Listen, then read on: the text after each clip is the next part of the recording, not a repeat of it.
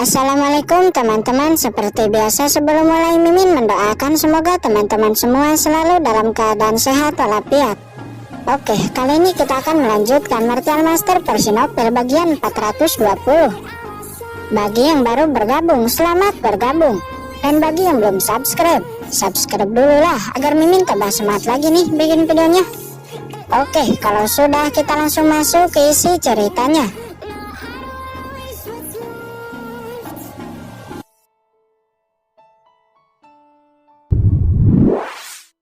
Martial Emperor tahap awal ini benar-benar tidak masuk akal.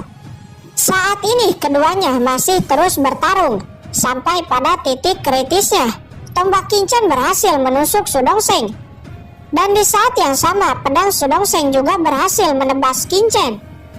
Lubang jejak tombak terlihat di tubuh Sudongseng, dan ia pun langsung memuntahkan darah. Namun Kincen yang terkena langsung tebasan Sudongseng nampak tidak terluka.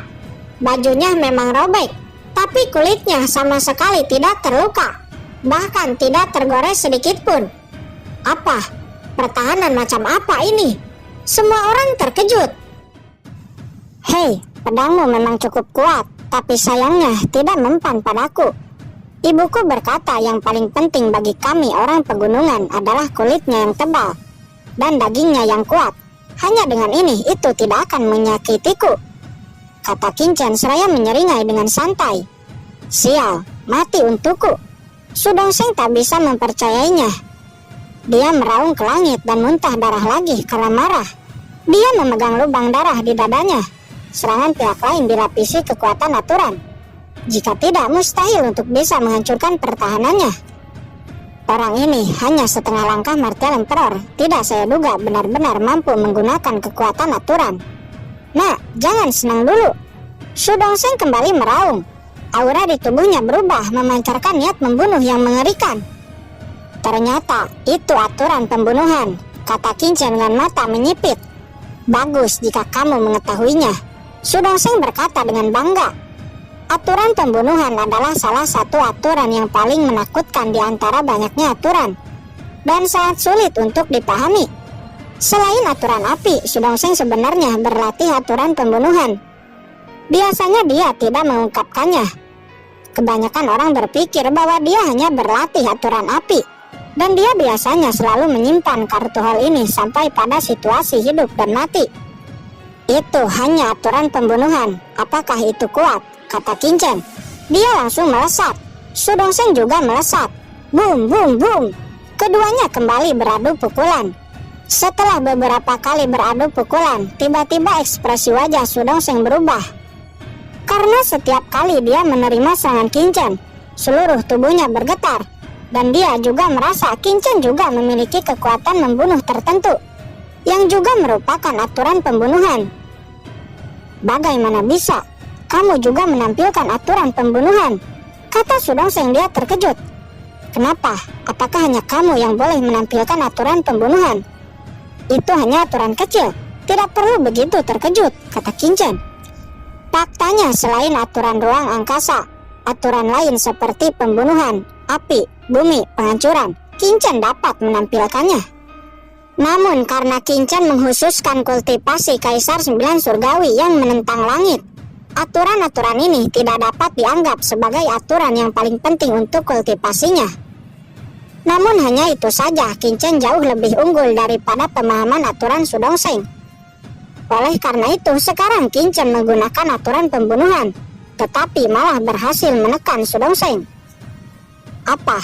Anak ini ternyata juga menggunakan aturan pembunuhan, dan aturan pembunuhannya dapat menekan Sudongseng. Bukankah itu berarti aturan pembunuhannya lebih menakutkan daripada Sudongseng? Semua orang memiliki wajah terkejut dan benar-benar terdiam. Tidak mungkin. Bagaimana kamu bisa lebih kuat dariku? Sudongseng meraung, tidak dapat menerima hasil seperti ini, dan menyerang dengan panik. Dengan semua kemarahan, metode dan triknya dikeluarkan, namun tetap saja dia tidak bisa mengalahkan Kincen. Tidak mungkin. Saya tidak mungkin kalah dari seorang ahli setengah langkah Martial Emperor. Sudongseng meraung lagi, menjalankan teknik rahasia, menerjang ke arah Kincen.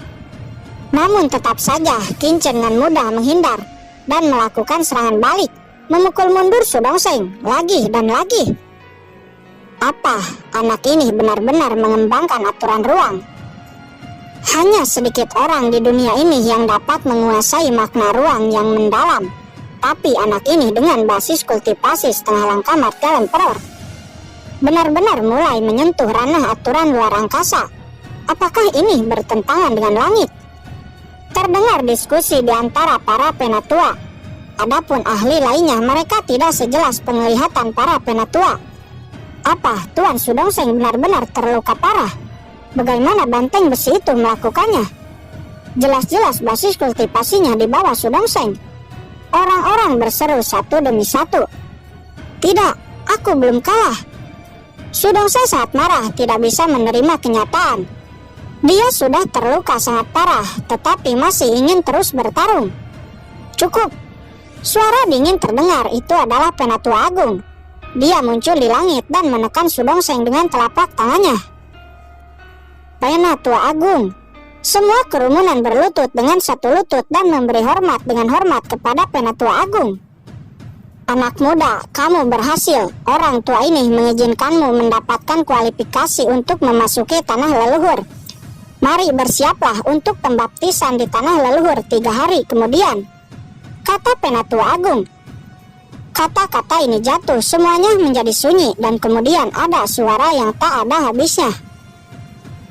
Orang dari pegunungan ini benar-benar mendapat pengakuan dari Penatua Agung dan mendapat kesempatan untuk memasuki tanah leluhur dan menerima pembaptisan. Belum pernah terjadi sebelumnya. Ini belum pernah terjadi sebelumnya. Penatua Agung. Dari kejauhan Jidauling terbang, melesat dan mendarat di sisi Penatua Agung. Dia ingin mengatakan sesuatu, namun langsung disela oleh Penatua Agung. Tidak perlu mengatakan apa-apa lagi, kata Penatua Agung. Sesaat dia menatap Kincen dengan kebanggaan yang tak terlukiskan. Ayo pergi. Setelah mengatakan ini, Penatua Agung berbalik, pergi dan menghilang dari sana. Jidauling melirik Kincen lalu memandang Sudongseng dengan jijik dan tidak puas lalu pergi. Penatua Agung dan para penatua lainnya telah pergi. Namun suasana di lapangan masih belum bisa tenang. Pada awalnya semua orang memandang Kincen dengan ketidakpuasan, permusuhan, dan penghinaan. Tapi sekarang tatapan ini telah berubah menjadi kekaguman, rasa hormat, dan pengakuan. Adapun Sudongseng, tidak ada yang peduli lagi. Dia adalah seorang pecundang. Di masa lalu dia menikmati kemuliaan yang tidak ada habisnya. Namun sekarang dia dilupakan dan tidak ada yang memikirkannya lagi. Ini adalah berdua Tianlu, dan ini domain bela diri. Yang kuat dihormati, sedangkan yang gagal akan didorong ke jurang tanpa henti. Hahaha, saudara Tiniu, selamat. Aku tahu kamu akan berhasil. Jiruri melangkah maju dan berkata dengan semangat. Di kompetisi sebelumnya dia juga mengalahkan ahli Martel Emperor biasa dan mendapat kualifikasi. Tapi itu tidak bisa dibandingkan dengan Kincen yang mengalahkan Tianzhao Genius Top nomor 1. Kakak Tiniu. Prijiun juga melangkah maju, memandang Kincen dengan malu-malu. Wajahnya nampak memerah dengan rasa kasih sayang yang tak terlukiskan. Kecantikan mencintai pahlawan. Siapa yang tidak? Meskipun Kincen kasar dan kusam karena dari gunung, tapi jika diperhatikan baik-baik, dia nampaknya cukup tampan jika dia merawatnya. Mengapa saya tidak menyadarinya sebelumnya? Prijiun hanya merasa ada rasa cinta yang mulai tumbuh di lubuk hatinya. Wajahnya semakin merah dan malu-malu. Di sisi lain Jiruxing juga memerah, matanya berkedip, seolah-olah mulai mendambakan Kincen. Penampilan Kincen sebelumnya membuat hatinya secara tidak sadar tergerak. Jangan bilang kalian berdua tidak akan menyukaiku kan? Ya, walaupun aku memang tampan, tapi aku tidak akan mengkhianati istriku Jiruyu. Bahkan tidak akan memikirkan kalian berdua, kata Kincen. Dia buru-buru berkata di saat merasakan bahwa tatapan kedua gadis ini menyimpan tanda merah di pipinya. Mendengar ini wajah Jiruxing memerah sampai ke lehernya. Dia tidak malu, tetapi malah menjadi marah. penjahat biadab, mati untukku. Siapa yang menginginkanmu? Orang aneh, buta. Jiruksing sangat marah dan langsung melayangkan tangannya ingin memukul Kincen. Kincen bereaksi dan dengan santai meraih pergelangan tangan Jiruksing. Syukurlah. Kupikir kau mulai menyukaiku, dan aku hampir takut setengah mati, kata Kincen. Jiruksing melepaskan tangannya membelakangi Kincen. Hatinya sangat ingin memotong Kincen hidup-hidup. Sementara Prijiun tersipu malu, menundukkan kepalanya karena dia takut apabila Kincen melihat sesuatu yang salah dengannya. Bagaimanapun Kincen menyukai teman baiknya Jiruyu. Bagaimana Prijiun bisa merebut seorang pria dari Jiruyu? Tidak, tunggu dulu. Sepertinya Jiruyu belum melihatnya kan? Masih belum tentu Jiruyu akan menyukainya atau tidak. Jika Jiruyu tidak menyukai kakak Tinu, maka aku masih memiliki kesempatan. Prijiun terus bergumam di dalam hatinya. Dia sepertinya terjerat sesuatu yang salah. Tapi satu hal yang pasti, dia berharap di dalam hatinya. Berharap Jiruyu memandang rendah Kincen. Lalu dia bisa memanfaatkan kesempatan itu untuk menarik hati Kincen. Kakak Jiun, orang liar ini terlalu percaya diri.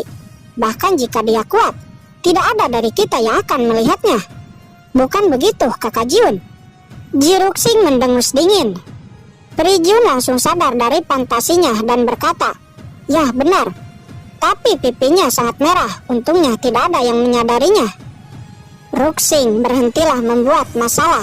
Kakak Tinu, ayo kita rayakan kemenangan kita dengan minum-minum, kata Jiruri sambil tersenyum. Setelah itu segera di sebuah halaman, berbagai anggur dan hidangan enak disajikan. Ayo saudara Tinu, aku akan menuangkan segelas, kata Jiruri seraya memberikan segelas anggur kepada Kincen. Baik. Kincen mengambil gelas anggur itu, tetapi di dalam hati Kincen bergumam, Jiruyu, aku akhirnya bisa memasuki tanah leluhur. 3 hari lagi. Jiruyu, kamu harus menungguku. Kemudian dia meminum anggur itu. Ruksing, kamu juga tuangkan 1 gelas anggur untuk saudara Tinu, kata Jiruri. Tapi kakak, Jiruksing menolak, nampak masih marah dengan apa yang dikatakan Kincen sebelumnya. Ruksing, apakah kamu tidak mendengarkan apa yang dikatakan kakak laki-lakimu ini, kata Jiruri. Akhirnya Jiruksing mau tidak mau menuangkan segelas anggur untuk Kincen. Itu untukmu orang aneh. Apa kamu bilang? Kincen kesal. Ruksing, bersikap baiklah kepada saudara Tinu, kata Jiruri.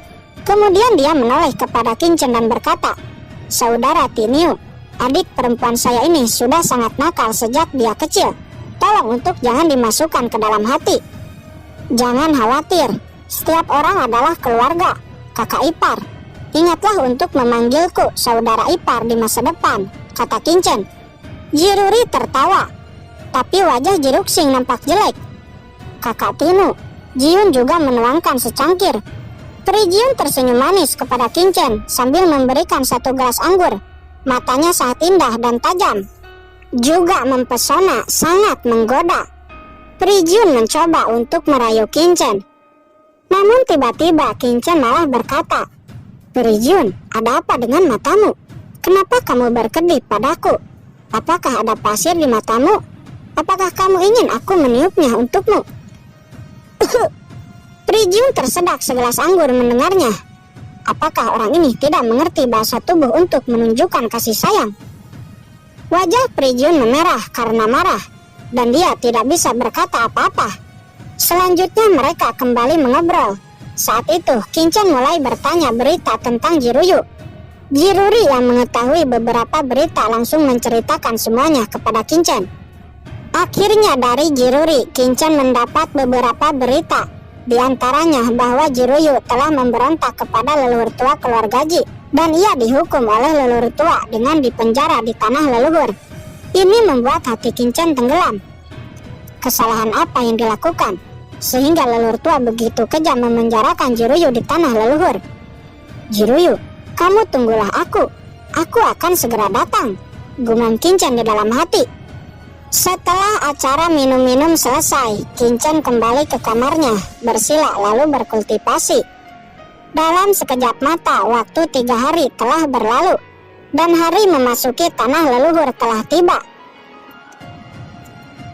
Pagi itu Jiruri menjemput Kincen, dan Kincen mengikuti Jiruri. Lalu sampai di sebuah aula. Terlihat sekelompok orang sudah berkumpul di aula. Kelompok orang ini rata-rata adalah ahli Martel Emperor tahap awal. Ini harus menjadi ahli luar yang telah dipilih dan berlatih di keluarga Ji selama bertahun-tahun.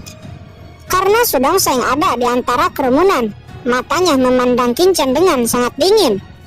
Nampak setelah 3 hari, luka-luka Sudongseng sudah pulih, tapi luka di hatinya tidak pernah sembuh. Oleh karena itu, Sudongseng menatap Kincen dengan dingin. Bahkan jejak kebencian melintas di matanya. "Bocah, apakah kamu yang telah mengalahkan Sudongseng itu? Sekarang berikan semua buah dao itu padaku. Tidak peduli seberapa kuat kamu, kamu hanya orang luar. Di mata keluarga Ji saya, kamu hanya anjing," ucap seorang pria muda. Pria ini bernama Ji Ruguang, seorang putra asli keluarga Ji. "Ji Ruguang, tutup mulutmu," kata Jiruri. Namun Ji Ruguang mengabaikan Jiruri. Di sisi lain, Sudongseng dan lainnya memiliki wajah yang marah. Mereka juga orang luar. Apakah mereka juga dianggap seperti anjing? "Jadi, cepat serahkan. Apakah kamu tahu posisimu di keluarga Ji sekarang hanya anjing?" Ji Ruguang berkata dengan sombong dan melangkah maju ke hadapan Kincen. Kincen tidak ambil pusing dan langsung menampar Ji Ruguang di hadapan semua orang. Ji Ruguang langsung terlempar ke tanah, pipinya bengkak lalu memuntahkan darah. "Berani kamu menamparku?" Ji Ruguang meraung marah. Namun Kincen tanpa ampun, dia langsung menampar Ji Ruguang terus-menerus. Berhenti. Beberapa penatua muncul, dan sesaat kemudian penatua agung juga muncul.